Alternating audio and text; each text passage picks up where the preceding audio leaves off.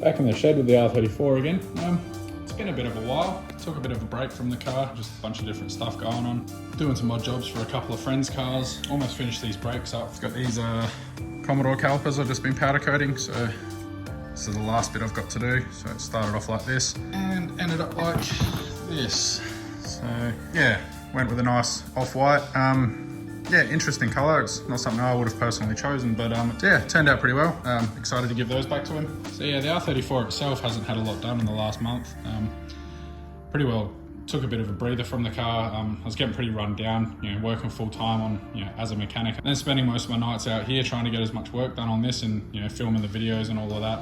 So yeah, it got a bit much. I think I was trying to push the videos out a bit too much, so took a bit of a hiatus. So yeah, not a great deal to do on the car at the moment. So yeah, I thought it'd be a good time to get stuck into some of the less glamorous work. So I'm gonna make a start on the wheel arch seam welding and the inside of that and the chassis. So yeah, I'll rip this wheel off and we'll take a look in there. So yeah, as you saw in the beginning, I've whipped the old TIG welder out.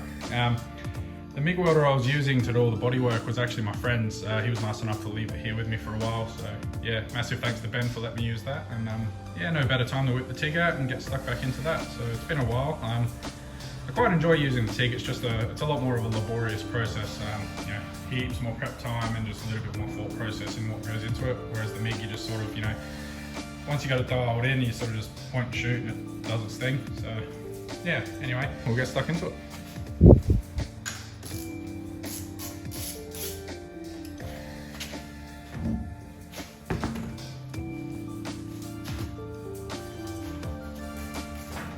Now that the wheel's off, we can get a good look at the front suspension. So most of this stuff needs to be removed so I can do the brace work that I want to do and do all the seam welding. Especially with the TIG welder, you kind of just want a bit more room to be able to move in there and get your arms in and stuff. You want to try and make as much room and as much comfort as possible. Sometimes it's quite limiting on cars, but yeah, you do what you can. So I'll probably just do a time lapse removing all this stuff because it's, yeah, probably not the most entertaining stuff.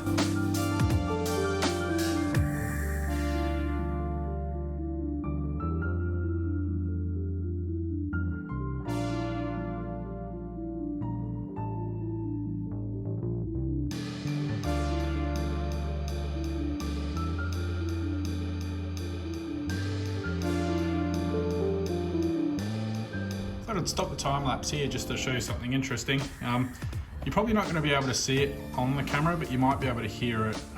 So this is the Kingpin in the steering. So when your knuckles upright, this connects the coilover to the steering system and then connects the upper and lower control arms together.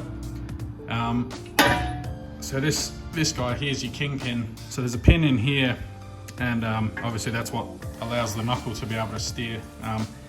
And they do wear out, so this one's actually got a bit of play in it. You can, I can feel it by hand. You're probably not going to see it because it's ever so slight, but you might be able to actually hear it when I wobble it backwards and forwards.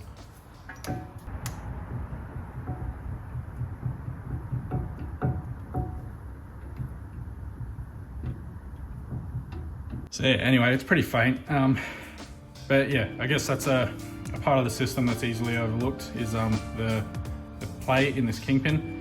A lot of people just go for your typical ball joints and all the easy to sort of see stuff, and it's quite an easily overlooked part of the suspension and steering.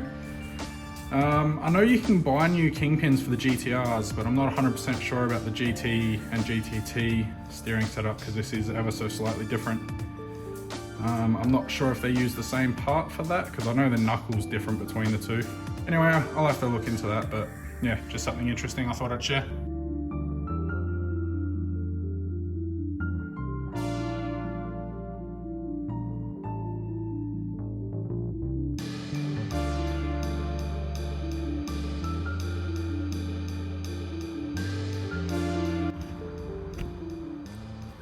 Okay, so now that all of that suspension's out of the way, you can get a good look in here. So the main things I'm going to want to do in here is obviously seam weld all the seams, but there's also these channels here where this upper control arm mounts. So there's a bolt that goes in here and here, hold this arm in, and they're just left wide open. So I'm going to box these guys in and just add a little bit of rigidity in here. Probably cut out a bit of a dimple dyed plate, a little bit of a scallop here, just so like you sort of see at full droop that arm comes down a bit. So I'll just make sure there's enough room for the arm to come down and vice versa when it's going up. And then yeah, probably chuck a 3 or 4 inch long dimple dyed plate in here. And then yeah, the rest of it's all bits and pieces. Like here, there's a seam going along there, so I'll seam weld that. Get a good look in the top of the tower here, so see if the camera will pick it up. But right up in here, there's a lip right here, and that goes the whole way around the inside of the top there. So that's where this upper panel here and the side of the strut tower actually join together. So I'm going to seam weld all the way around that one, right up the camera's not even picking it up. Right up the top here, there's another seam on that panel. So that'll get stitch welded in as well. And then I'm in two minds about potentially just chucking a little gusset in from the side of this bracket after I've boxed the top in up to here, just a little gusset there with maybe one dimple die in it, just to sort of triangulate from here to that top plate, because obviously that's where your coilover is mounted and that's where a lot of the forces are going to be directed. So just try and box that in as best as possible. And then moving around to the back of the wheel arch, there's obviously this seam along here, and then I'm not sure if the camera will pick it up real well, but where the chassis as well, where that flange is pressed together, it's left open on the ends, so they're spot welded intermittently along there, but I'll just go and add a couple of stitches along there just to strengthen that up a bit. Might make up a couple of templates in here because these channels don't look like they're perfectly square. So yeah, might make a cardboard template up to go in both sides, and then yeah, cut those out and glue them in.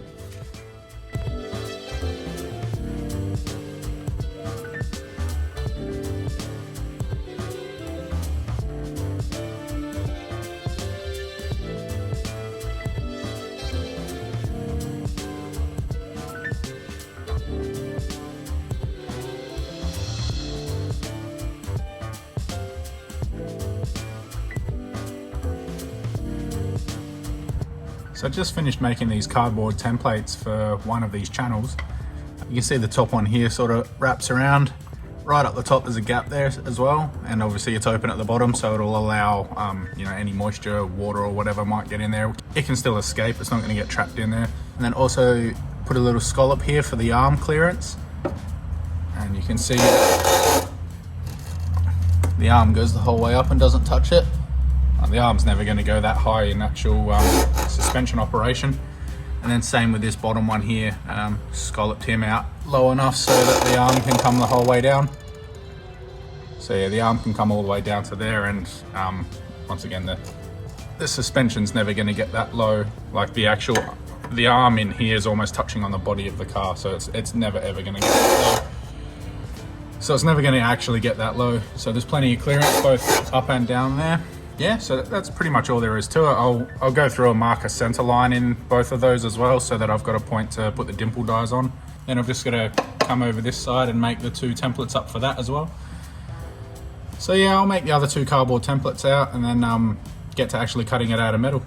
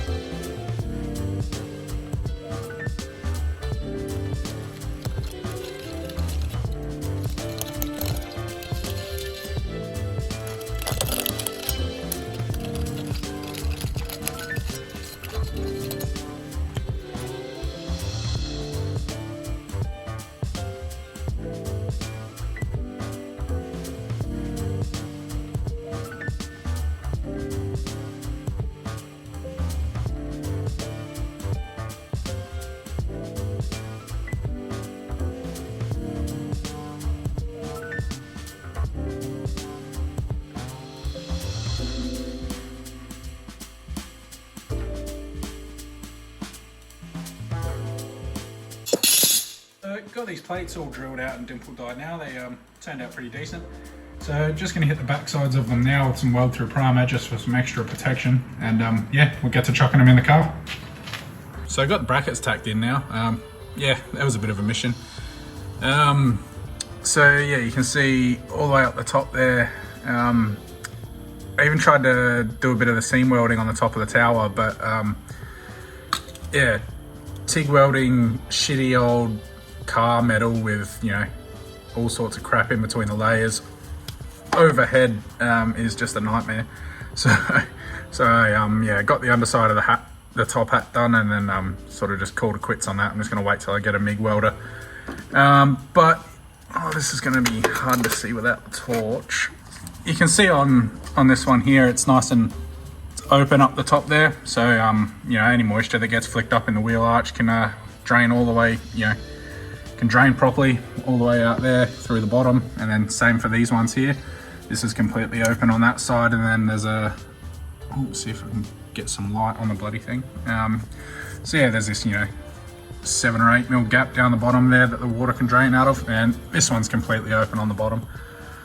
So yeah, I did have a bit of a crack at doing some of the stitch welding up the top, but overhead TIG welding on old crappy Nissan car steel with all sorts of shit in between the layers, yeah, not fun. So sort of called the quits after just doing those 2 bits, and then I'm just going to wait until I get a MIG welder, because that is absolute nightmare. Also clearance to the top and bottom of both sides, so you know, the arm will go all the way down. Like, you know, your suspension's never going to be that far drooped down, so that's as low as it goes. So you can actually see the arm hits the frame of the car before it hits the plate, but like I said, the suspension's never going to go that low. And then same all the way up, like the arm's way up, you know, it's never going to go that high when the car's being driven. And I think the first thing it hits is, I think right here hits just on this plate, but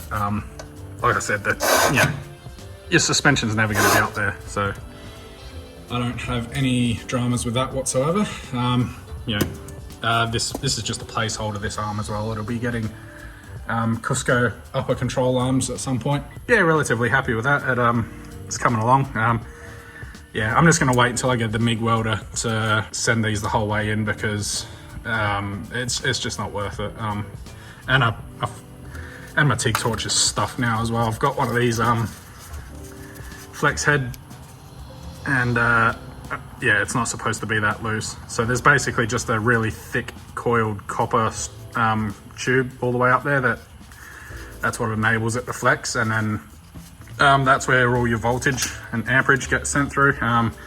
And yeah, they just shit themselves over time. Once they get flexed backwards and forwards too many times, the copper just breaks, which is what's happened in this. So yes, unfortunately I had a bit of a look online, and none of the usual people I get them from have them in stock. So yeah, I might just have to order one and wait. So yeah, I made it this far, but a MIG welder would make this infinitely easier. There's no sense in using this thing for a job like this.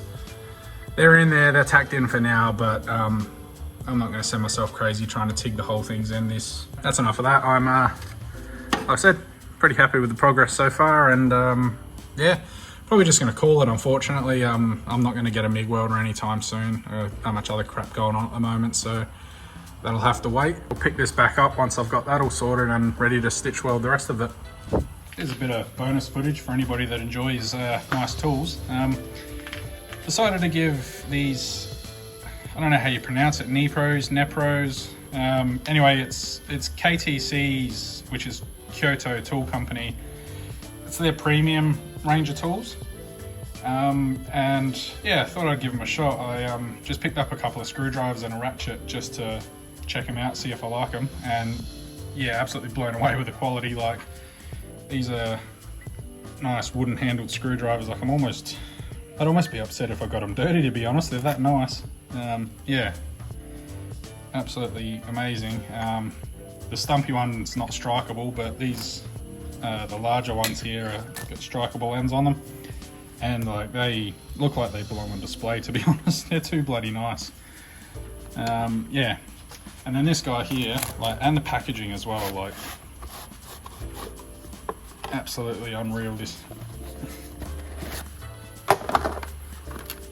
Like, I almost don't want to take the ratchet out of the case. Like, if it goes in a drawer in my toolbox, it might end up living in that little box, to be honest. Yeah, this guy here is a, yeah, it's a little 3/8 ratchet in a quarter drive body. Like, it's tiny, like fits in a palm of my hand. It's absolutely, quality's unreal. It's a 90 tooth drive as well. So let's see if I can get a,